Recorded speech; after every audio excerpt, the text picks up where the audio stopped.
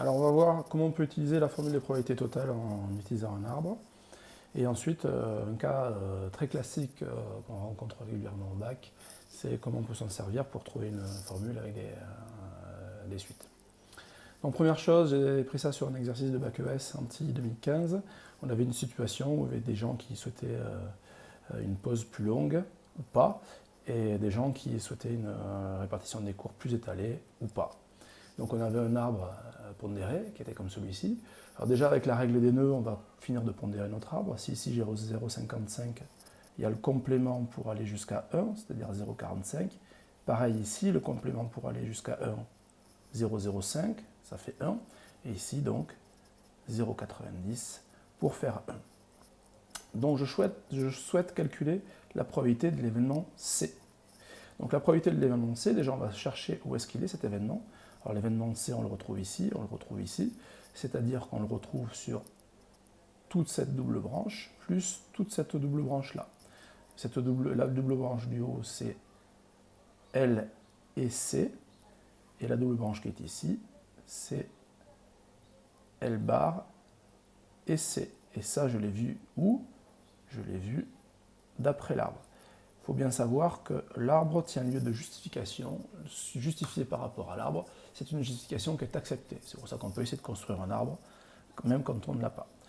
L et C, donc c'est l'événement qui est décrit par la double branche du haut. Pour calculer la probabilité d'une double branche, même chose, raisonnement qu'on a le droit d'utiliser avec les arbres, on fait le produit des probabilités qui sont sur les branches.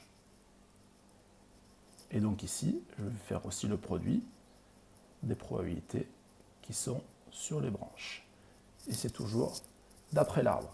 Ensuite, donc, on prend sa calculatrice pour faire le calcul qui est ici, c'est-à-dire 0,55 fois 0,95 plus 0,45 fois 0,10, qui nous fait 5675 exactement.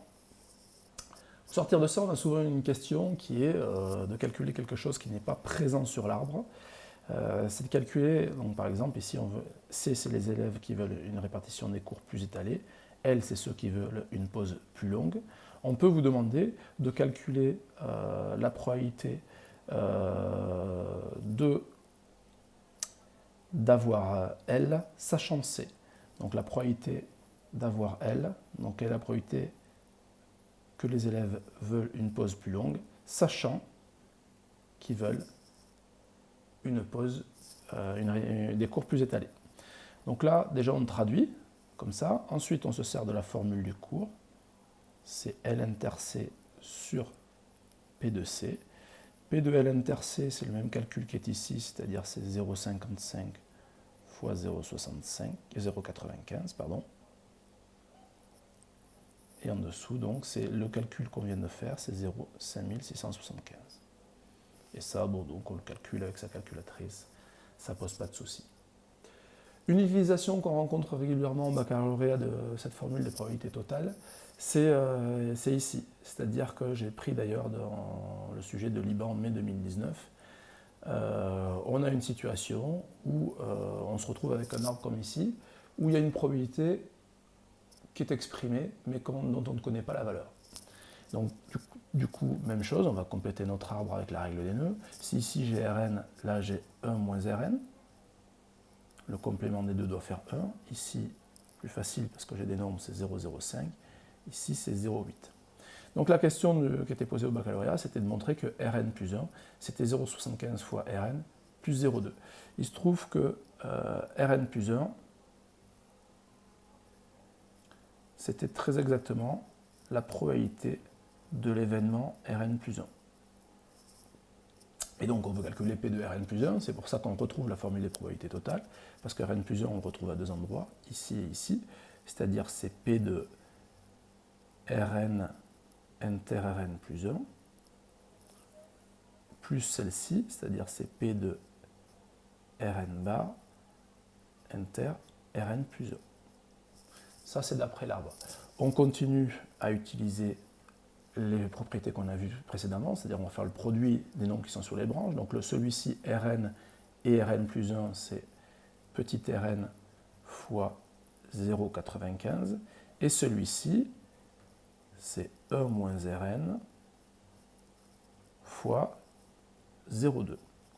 Donc on va développer et réduire. Donc ici j'ai 0,95 Rn. Ici j'ai 1 fois 0,2, c'est-à-dire 0,2, et moins Rn fois 0,2, c'est-à-dire moins 0,2 Rn. Et en regroupant, en réduisant, 0,95 Rn moins 0,2 Rn, ça fait 0,75 Rn. Et il reste aussi le 0,2. Et donc, on retrouve bien la question, la formule qui était proposée. Rn plus 1 égale 0,075 Rn plus 0,2. Voilà une utilisation très classique de la formule des probabilités totales qui fait le lien entre probabilité et suite.